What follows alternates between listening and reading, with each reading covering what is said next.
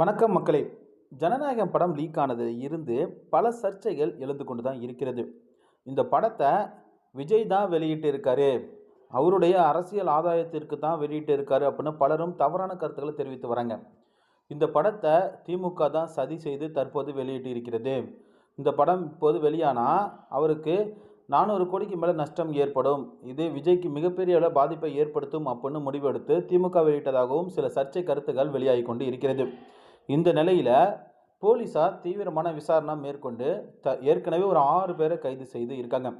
தற்போது சில முக்கியமான ஆதாரங்கள் கிடைத்திருப்பதாக, அதை வைத்து விஜய் படத்தில் பணியாற்றிய அசிஸ்டன்ட் எடிட்டர்கள் 3 பேரை தற்போது போலீஸார் கைது செய்து இருக்காங்க.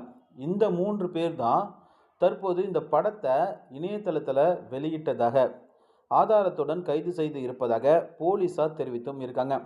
இந்த படம் வெளியானது அனைவருக்கும் மிகப்பெரிய அளவு அதிர்ச்சி தான். ஏன்னா தளபதி விஜயை எப்படியாவது தியேட்டரில் பார்க்கணும், அவருடைய கடைசி படம் அப்படின்னு தெரிவித்ததுனால அவரை தியேட்டரில் பார்க்க வேண்டும் அப்படிங்கிறதுக்காக ஜனநாயகம் படம் எப்போது ரிலீஸ் ஆகும் என ஒட்டுமொத்த விஜய் ரசிகர்கள், திரை ரசிகர்கள் எல்லோருமே பார்த்திங்கன்னா காத்து கொண்டு இருக்காங்க. அப்படி இருக்கும் நிலையில் இந்த படம் இணையதளத்தில் வெளியானது மிகப்பெரிய அளவில் அதிர்ச்சியை தான் ஏற்படுத்தி இருந்தது. இந்த படம் சட்ட ரீதியாகவும் அரசியலை சார்ந்தும் இருந்ததுனால தான் இந்த படத்தை தற்போது வெளியிடப்பட முடியாமல் இருந்து வருகிறது.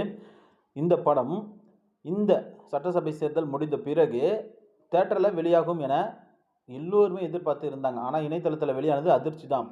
பல ரசிகர்கள் இந்த படத்தை இணையதளத்தில் பார்க்காம தான் தற்போது வரைக்கும் இருந்து வராங்க. ஏன்னா தளபதி விஜயை தியேட்டரில் பார்க்கணும் அப்படிங்கிறதுக்கு. ஆனால் இந்த 3 எடிட்டர்கள் இந்த படத்தை ரிலீஸ் செய்தது மிகப்பெரிய அளவில் அதிர்ச்சி தான்.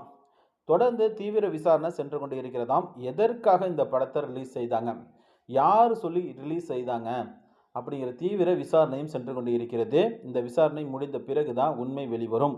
யார் தவறால் இது நடந்தது, இதனால் யாருக்கு ஆதாயம் என்பதும் இந்த விசாரணை முடிந்த பிறகு தான் வெளிவரும். இது போன்ற தகவல்கள் உடனுக்குடன் நம்ம சேனலை மறக்காமல் சப்ஸ்கிரைப் பண்ணுங்கள். தேங்க்யூ.